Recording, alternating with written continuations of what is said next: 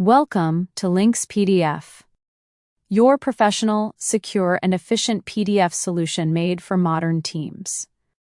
In this video, we'll show you how to use the text-to-speech feature to make your documents more accessible.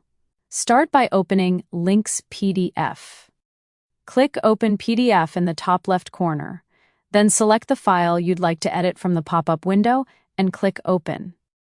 You can also drag and drop your PDF file directly into Lynx PDF to open it. Find the page you need TTS for. Next, click on Tools in the top toolbar and then select TTS. In the TTS panel, choose the language you want the text to be read in. Lynx PDF supports multiple languages for a truly global experience.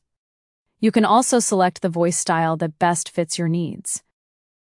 Below, you'll find a speed bar that allows you to adjust the reading speed, from as slow as 0.6 times to as fast as 5 times.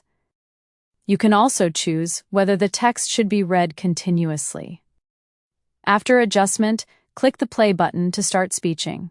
As an all-in-one PDF editor for enterprises, Lynx PDF offers advanced features to edit, convert, compress, fill, sign, and batch process PDFs.